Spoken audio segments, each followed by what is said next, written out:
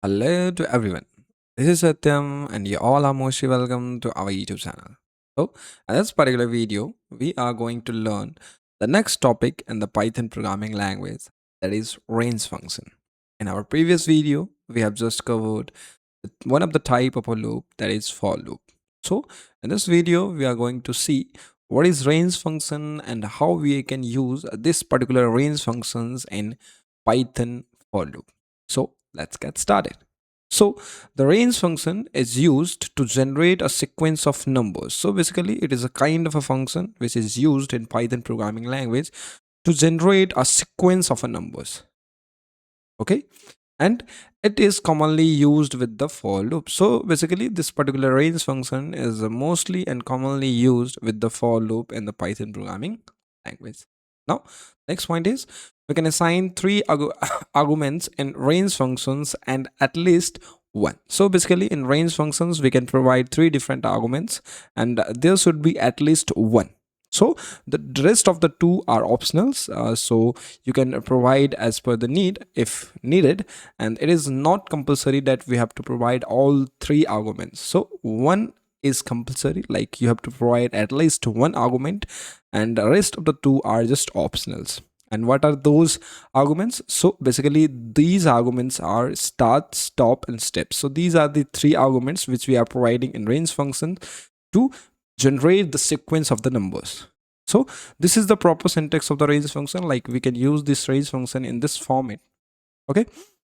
And the starting number, that start represents the starting numbers from where the sequence will start, and by default in Python the start argument value is 0. So if you will not provide the start value in our range function, it will consider it by default at 0.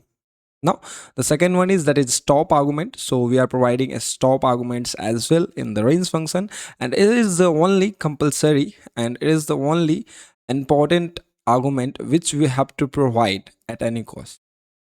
Okay, and there is no by default value for this stop argument, so we have to provide this stop argument at any cost. And the last argument, that is steps. So basically it is the difference between the numbers, like if we create a sequence, what is the gap between two numbers? So a step will define like what is the gap between two different numbers. And by default the value of step is also defined, that is 1. So in Python, if will not define, if will not provide the step argument in the range function, it will consider it as by default as 1. Now we have to always define stop arguments in the range function because it has no default value like start and step. So basically range in range functions, the stop argument has no any default value, so we have to provide stop and range functions every time when we are defining the range function anywhere in our program. Okay, and the stop value is counted as stop minus 1 in creating a sequence. So while creating a sequence or while using a range function, when we are providing the stop value, so when the sequence is created, the last value that if we provide the stop as a 5, so the sequence will be created up to 4 only. So 5 will be not considered to create a sequence. But okay, so let me just summarize this whole thing in a simpler way. Like the range function which we are using in Python programming language, वो एक प्रकार का function है जिसका हम लोग इस्तेमाल करते हैं पाइथन के अंदर with the for loop. And basically इसका हम इस्तेमाल करते हैं टू जनरेट अ सीक्वेंस, एक सीक्वेंस को क्रिएट करने के लिए। ठीक है, सीक्वेंस किसका? तो नंबर्स का सीक्वेंस अगर हमें क्रिएट करना हो तो हम रेंज फंक्शन का इस्तेमाल करते हैं फॉर लूप। ठीक है, और ये जो रेंज फंक्शन होता है इसके अंदर हम बेसिकली 3 डिफरेंट आर्गूमेंट्स प्रोवाइड करते हैं और इसमें से एक जो आर्गूमेंट है वो कंपलसरी होता है। एंड वो तीनों आर्गूमेंट्स जो होते हैं वो कौन कौन से हैं? वो आपका स्टार्ट होता है, स्टॉप होता है एंड स्टेप होता है, जिसको आप कुछ इस तरीके से डिफाइन करते हो। पहले रेंज कीवर्ड लिखते हो, देन आफ्टर पैरेंथेसिस प्रोवाइड करते हो, एंड देन स्टार्ट डिफाइन करते हो, फिर कॉमा, फिर स्टॉप, फिर कॉमा, फिर स्टेप। तो कॉमा से सेपरेट करना होता है तीनों डिफरेंट आर्गूमेंट्स को। ठीक है, एंड ये जो तीनों आर्गूमेंट्स होते हैं, ठीक है, इनमें जो स्टार्ट होता है जो वो एक स्टार्टिंग नंबर को डिफाइन करता है। डेट मीन्स आपका जो सीक्वेंस है वो कहाँ से स्टार्ट होगा। ठीक है, कौन से नंबर से आपका सीक्वेंस स्टार्ट होगा। एंड पाइथन प्रोग्रामिंग के अंदर जो सीक्वेंस स्टार्ट होता है उसका बाय डिफ़ॉल्ट वैल्यू 0 होता है। देन आफ्टर हम लोग डिफाइन करते हैं स्टॉप को। स्टॉप जो है वो एंडिंग नंबर को डिफाइन करता है, लाइक आपका जो सीक्वेंस है वो कहाँ तक चलेगा। एंड जो स्टॉप होता है ना उसे हम लोग काउंट करते हैं स्टॉप -1 तक। मतलब जैसे कि आपने 5 स्टॉप दिया तो सीक्वेंस जो क्रिएट होगा कहाँ तक होगा? 4 तक ही होगा। ठीक है, और जो स्टॉप होता है उसको कोई बाय डिफ़ॉल्ट वैल्यू नहीं होता है। ठीक है। एंड जो आखिरी आपका आर्गूमेंट होता है जो कि रेंज के फंक्शन के हम अंदर डिफाइन करते हैं, दैट इज स्टेप, ठीक है। एंड जो स्टेप होता है वो बेसिकली दो नंबर्स के बीच का डिफरेंस बताता है, लाइक आपने एक डाला फिर दो डाला, तो इन दोनों के बीच में कितना गैप होगा वो चीज़ डिफाइन करते हैं हम with the help of step function. And Python programming के अंदर स्टेप का भी जो बाई डिफॉल्ट वैल्यू है दैट इज़ 1 है, ठीक है। दैट मीन्स अगर हम स्टेप या फिर स्टार्ट जो है वो अगर रेंज फंक्शन के अंदर नहीं डिफाइन करेंगे तो पाइथन जो है उसे बाई डिफॉल्ट 0 और 1 कंसिडर करेगा, ठीक है। नेक्स्ट हम लोग कुछ एग्जांपल्स देखते हैं, समझने की कोशिश करते हैं कि हमारा रेंज फंक्शन जो है वो किस तरीके से काम करता है एंड किस तरीके से सीक्वेंस को जनरेट करता है। ओके, सो पहला एग्जांपल देखते हैं, समझने की कोशिश करते हैं कि रेंज फंक्शन कैसे वर्क करता है। तो इसे मैं यहाँ से कॉपी करता हूँ, पेस्ट करता हूँ एंड देन आफ्टर मैं यहाँ पे इसे एग्जीक्यूट कराता हूँ, ठीक है, पाइथन कंपाइलर के ऊपर, ताकि आपको बेटर अंडरस्टैंडिंग हो सके कि आपका जो रेंज फंक्शन है वो कैसे काम करता है। तो यहाँ पे सिंपली मैंने किस तरीके से रेंज फंक्शन को लिया है वो देख लो। फॉर आई इन रेंज, तो सिंपल जो फॉर लूप का आपका सिंटेक्स है उसको फॉलो कर रहा हूँ मैं। तो यहाँ पे फॉर कीवर्ड इस्तेमाल किया है, देन आई एक वेरिएबल डिफाइन किया है इन रेंज। रेंज को आप इस तरीके से डिफाइन कर सकते हो, एक सीक्वेंस क्रिएट करके देता है, सो इसलिए हम यहाँ पे डायरेक्टली इसे डिफाइन कर रहे हैं। और इस रेंज के अंदर देखो मैंने सिर्फ और सिर्फ एक आर्गूमेंट असाइन किया है, ठीक है। तो अब जब आप रेंज फंक्शन के अंदर सिर्फ एक और एक आर्गूमेंट डिफाइन करते हो तो ये जो आर्गूमेंट है वो स्टॉप को डिफाइन करता है, ठीक है। स्टॉप बोले तो कि आपका सीक्वेंस कहाँ तक चलेगा। तो इस पर्टिकुलर रेंज फंक्शन के अंदर आपने दो चीज़ डिफाइन नहीं किया, दैट इज आपने स्टार्ट डिफाइन नहीं किया और स्टेप डिफाइन नहीं किया। तो बाय डिफॉल्ट जो है इस केस में जो आपका स्टार्ट हो जाएगा वो 0 हो जाएगा एंड बाय डिफॉल्ट जो स्टेप है वो क्या हो जाएगा, 1 हो जाएगा। आप जिसे एग्जीक्यूट करोगे, ठीक है, जैसे ही इसे एग्जीक्यूट करोगे तो इस केस में देखो सीक्वेंस आपका कुछ इस तरीके से क्रिएट हो रहा है, लाइक स्टार्ट आपका 0 से हो रहा है, खत्म कहाँ हो रहा है 4 पे हो रहा है, ठीक है। एंड सीक्वेंस कैसे आगे बढ़ रहा है, तो 0 1 मतलब एक एक करके आगे बढ़ रहा है। तो इस केस में क्या हो गया, स्टार्ट 0 हो गया, ठीक है, स्टेप हो गया आपका 1 जो कि दोनों बाय डिफॉल्ट वैल्यूज़ हो गए, एंड जो आपका स्टॉप है, ठीक है, आपने स्टॉप डाला था 5, लेकिन मैंने आपको पहले ही बताया था कि जो रेंज फंक्शन है उसके अंदर स्टॉप को जब सीक्वेंस हम क्रिएट करते हैं तो एक पहले तक ही होता है, लाइक आपने 5 प्रोवाइड किया है तो स्टॉप कहाँ तक क्रिएट होगा, 5 - 1 तक ही होगा, लाइक 4 तक ही होगा। तो इस तरीके से आपका जो है सीक्वेंस क्रिएट होता है। तो इस तरीके से हम रेंज फंक्शन का इस्तेमाल करते हैं किसी भी सीक्वेंस को क्रिएट करते हैं, ठीक है। लाइक मान लो कि इसके अंदर हमने क्या किया कि दो आर्गूमेंट्स अगर हम प्रोवाइड करते हैं, लाइक हमने यहाँ पे 1,6 डाल दिया, ठीक है। तो इस केस में क्या होगा कि 1 तो बाय डिफॉल्ट वैल्यू ही है, इसे मैं 1, लाइक उनको 2 कर देता हूँ। तो जब आप दो आर्गूमेंट्स प्रोवाइड करते हो रेंज फंक्शन के अंदर तो इस केस में क्या होता है, जो पहला आर्गूमेंट है वो स्टार्ट को डिफाइन करता है एंड जो दूसरा आर्गूमेंट है वो आपके स्टॉप को डिफाइन करता है, ठीक है। और इसमें मैंने तीसरा एक और आर्गूमेंट नहीं डाला है, तो जो तीसरा है वो एक्चुअली स्टेप का होता है और वो बाय डिफॉल्ट हो जाएगा। तो इस केस में स्टार्ट जो है आपका 2 हो जाएगा, मतलब सीक्वेंस कहाँ से स्टार्ट होगा, 2 से स्टार्ट होगा एंड कहाँ तक होगा, 5 तक होगा, ठीक है। तो 5 मैंने डाला है मतलब 5 से एक पहले तक ही होगा, तो इसे अगर मैं रन कराता हूँ तो उसके इसमें देखना सीक्वेंस आपका स्टार्ट हो रहा है 2 से एंड कहाँ खत्म हो रहा है, 4 तक ही हो रहा है। तो इस तरीके से अगर आप आर्गूमेंट्स प्रोवाइड करते हो अपने रेंज फंक्शन के अंदर तो इस केस में आपका जो सीक्वेंस है कुछ इस प्रकार से प्रोवाइड होगा, जिसमें पहला आर्गूमेंट आपका स्टार्ट का होता है एंड दूसरा आर्गूमेंट आपके स्टॉप का होता है, ठीक है। और मान लो इसमें मैं क्या करता हूँ, इसमें एक और आर्गूमेंट प्रोवाइड करता हूँ, लाइक मैंने यहाँ पे 2 प्रोवाइड कर दिया।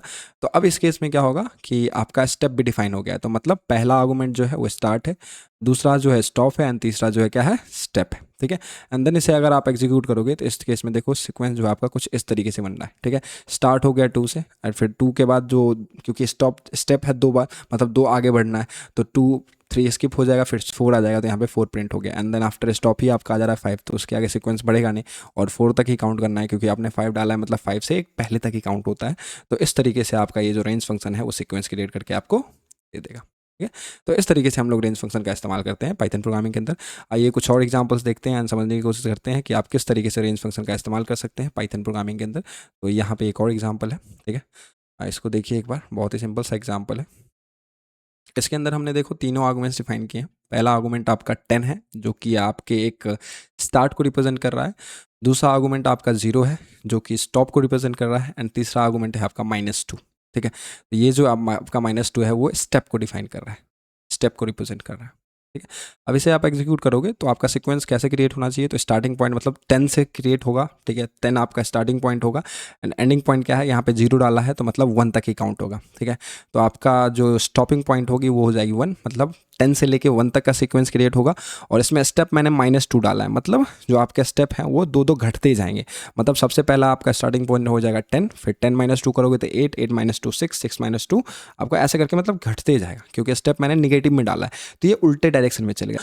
इस तरीके से ये काम करेगा। इसे रन कराओगे तो देखो किस इस तरीके से आपका सीक्वेंस यहाँ पे क्रिएट हो जाएगा। नाउ लाइक सपोज कि मैं इस पर्टिकुलर रेंज फंक्शन के अंदर जितने भी आर्गूमेंट्स हैं उन सारे आर्गूमेंट्स को यहाँ से हटा दूँ, देन आफ्टर इसे ट्राई करूँ एग्जीक्यूट करने के लिए, तो उस केस में क्या होगा वो समझो। मतलब इसके अंदर मैंने एक भी आर्गूमेंट पास नहीं किया, ठीक है। एंड देन आफ्टर इसे एग्जीक्यूट करने की कोशिश करता हूँ, तो इसे एग्जीक्यूट करूँगा मैं, तो देखो पाइथन जो है आपका एक आपको एरर शो करेगा, और ये एरर जो है वो टाइप एरर है। और इसमें क्या एरर शो कर रहा है, like range expected at least one argument got zero. इसका मतलब ये है कि जो रेंज फंक्शन है उसके अंदर एटलीस्ट एक आर्गूमेंट आपको डालना ही पड़ेगा, ठीक है। और हमने यहाँ पे जीरो आर्गूमेंट डाला है, सो दैट इज़ वाई यहाँ पे एरर शो कर रहा है, ठीक है। तो हमने आपको पहले ही बताया था कि जो रेंज फंक्शन है उसके अंदर एक आपको कंपलसरी आर्गूमेंट प्रोवाइड करने होते हैं, और वो जो आर्गूमेंट होता है उसे हम स्टॉप आर्गूमेंट बोलते हैं, ठीक है, जिसका कोई बाय डिफॉल्ट वैल्यू नहीं है। सो आपको स्टॉप आर्गूमेंट रेंज फंक्शन के अंदर डालना ही होगा। लाइक मैंने स्टॉप के अंदर कुछ भी डिफाइन करो, लाइक मैंने यहाँ पे 2 डिफाइन किया, एंड देन आफ्टर मैं इसे एग्जीक्यूट कराऊंगा, तो देखो आपका ये एग्जीक्यूट हो जाएगा और आपका 0 और 1 जो सिक्वेंस है वो आपको क्रिएट करके दे देगा। तो इस तरीके से आपका ये रेंज फंक्शन है ये काम कर, ठीक है ना। कुछ और एग्जाम्पल देखते हैं एंड समझने की कोशिश करते हैं कि रेंज फंक्शन को हम किस तरीके से इस्तेमाल कर सकते हैं फॉर लूप के साथ पाइथन प्रोग्रामिंग के अंदर, ठीक है। तो यहाँ पे एक प्रोग्राम है, देखो प्रोग्राम क्या है, program to find the factorial of a given number using for loop. So basically for loop का इस्तेमाल करके हम किसी भी गिवन नंबर का फैक्टोरियल फाइंड आउट करते हैं, ठीक है। तो ये वाला सेम प्रोग्राम हमने वाइल लूप की मदद से भी किया था प्रीवियस वीडियो के अंदर, जाके आप देख लीजिएगा वाइल लूप के अंदर कि किस तरीके से हम इसका इस्तेमाल कर रहे हैं वाइल लूप का to find a factorial of a given number, ठीक है। तो इस सेम चीज़ को आप लोग कर सकते हो with the help of for loop also, ठीक है। और फॉर लूप में इस पर्टिकुलर प्रोग्राम को करने के लिए आपको यूज़ पड़ेगा रेंज फंक्शन का, ठीक है। उसको कैसे करेंगे वो समझिए। तो यहाँ पे देखो जो प्रोग्राम है इसे मैं यहाँ से कॉपी करता हूँ, एंड आफ्टर यहाँ पे पेस्ट करता हूँ, ठीक है। मैं इसे समझाता हूँ आपको कि ये कैसे काम करेगा। तो यहाँ पे सबसे पहले कि जिस नंबर का हमें फैक्टोरियल फाइंड करना है, ठीक है, उस नंबर को मैं इस n नाम के वेरिएबल में यूज़र से इनपुट ले रहा हूँ, ठीक है। और उसके बाद मैंने फैक्ट नाम का वेरिएबल डिफाइन किया है, इसके अंदर 1 स्टोर करा दिए। सेम वही काम है जो मैंने वहाँ किया था, वो सिमिलरली उसी प्रकार से फ्लो जाएगा। वर्किंग भी दोनों का सेम ही है, बट जो आपका सिंटेक्स है फॉर लूप का एंड वाइल लूप का डिफरेंट होगा, रिप्रेजेंटेशन थोड़ा सा डिफरेंट है, ठीक है। वहाँ पे हम लोग कोई रेंज वगैरह इस्तेमाल नहीं करते थे, डायरेक्टली हो जाता था, बट यहाँ पे हमें रेंज फंक्शन डिफाइन करना पड़ेगा क्योंकि फॉर लूप सिक्वेंशियल टाइप के ऊपर काम करता है, ठीक है। और इसके लिए हमें फैक्टोरियल के लिए हमें एक सीक्वेंस डिफाइन करना पड़ेगा, ठीक है। तो सीक्वेंस कैसे डिफाइन करेंगे वो समझो। तो यहाँ पे फॉर आई इन रेंज डाला है हमने, और सीक्वेंस के अंदर जो स्टार्टिंग पॉइंट है वो 1 डाला है, और जो स्टॉपिंग पॉइंट है दैट इज n+1 डाला है, ठीक है। तो ये सीक्वेंस कैसे क्रिएट करेगा, मतलब 1 से स्टार्ट होगा और n+1 मतलब मान लो कि इसमें मैंने 5 डाला, तो यहाँ स्टॉपिंग में क्या हो जाएगा 6 हो जाएगा, लेकिन एक्चुअली में जो सीक्वेंस होगा वो कहाँ तक होगा 5 तक ही होगा, क्योंकि आपको पता है कि स्टॉप जो सीक्वेंस क्रिएट करके देता है वो n-1 तक ही देता है, ठीक है। सो दैट इज़ वाई हमने यहाँ पे n+1 डाल दिया ताकि n तक हमारा सीक्वेंस क्रिएट हो जाए। और जो आपका फैक्टोरियल का लॉजिक है वो क्या है कि अगर 5 का फैक्टोरियल फाइंड करना है, मतलब 5 × 4 × 3 × 2 × 1, मतलब 5 से जीते जितने भी नंबर हैं उन सभी का मल्टीप्लिकेशन करना है कहाँ तक, अप टू 1 तक का। तो इस तरीके से इसका लॉजिक है, तो वही सेम लॉजिक हम यहाँ पे इस्तेमाल कर रहे हैं, ठीक है। इसका हम एक सीक्वेंस बना देंगे, ठीक है, रेंज फंक्शन की मदद से, एंड उस सीक्वेंस के ऊपर हम आइट्रेशन चला देंगे फॉर लूप की मदद से। तो क्या होगा कि इस सीक्वेंस का एक एक नंबर आपका आई के अंदर स्टोर होता जाएगा, ठीक है। और उसके बाद ये वाला छोटा सा ऑपरेशन है परफॉर्म करवा लेंगे, that is fact equals to fact into i, मतलब फैक्ट के अंदर जो वैल्यू है उसको हम आई के साथ मल्टीप्लाई करते जाएंगे और फैक्ट में वैल्यू स्टोर कराते जाएंगे। तो क्या होगा कि रेंज फंक्शन में जो सीक्वेंस बनेगा उस वो सीक्वेंस वाले सारे नंबर्स आई के अंदर 1 बाय 1 आएंगे, ठीक है। ये ऑपरेशन परफॉर्म होगा और 1 बाय 1 नंबर सारे जो हैं वो फैक्ट के अंदर मल्टीप्लाई होते जाएंगे और यहाँ स्टोर होते जाएंगे, ठीक है। और जैसे आपका आइट्रेशन कंप्लीट हो जाएगा तो फैक्ट के अंदर जो सबसे लास्ट वैल्यू होगी वही आपका एक्चुअल जो होगा फैक्टोरियल होगा गिवन नंबर का, ठीक है। तो इसे मान लो मैं रन कराता हूँ, ठीक है, एंड यहाँ पे मैं वैल्यू प्रोवाइड करता हूँ, लाइक इंटरफेरेंस में 5 डाला, ठीक है। तो यहाँ पे वैल्यू क्या आ रहा है 120 आ रहा है, तो जो 5 का एक्चुअल जो फैक्टोरियल होता है वो 120 ही होता है, ठीक है। तो इस तरीके से आप फॉर लूप का भी इस्तेमाल कर सकते हो जिसमें रेंज फंक्शन का इस्तेमाल होता है to find a factorial of any given number using for loop, ठीक है। और अगर फैक्टोरियल के बारे में अगर आपको कोई डाउट है तो इसे मैंने डिटेल वे में एक्सप्लेन किया है in our previous video, while loop जब पढ़ा रहा था, तो वहाँ पे आप जाके इसके बारे में देख सकते हो। यहाँ पे यहाँ पे एक और एग्जांपल है, write a program to find odd number from 10 to 200। तो इस प्रोग्राम को मैं आपके ऊपर छोड़ता हूँ, आप लोग इसे खुद प्रैक्टिस कीजिएगा एंड समझने की कोशिश कीजिएगा कि आप लोग इस प्रोग्राम को किस तरीके से परफॉर्म कर सकते हैं, ठीक है। तो आज के वीडियो में इतना ही। आज की वीडियो में हमने रेंज फंक्शन का के बारे में जाना एंड रेंज फंक्शन को किस तरीके से हम लोग इस्तेमाल करते हैं पाइथन प्रोग्रामिंग के अंदर, उसके बारे में जाना, एंड इसके ऊपर हमने बहुत सारे डिफरेंट टाइप्स ऑफ प्रॉब्लम्स को किया, ठीक है। तो thank you so much for watching this video and do like share and subscribe. Thank you so much.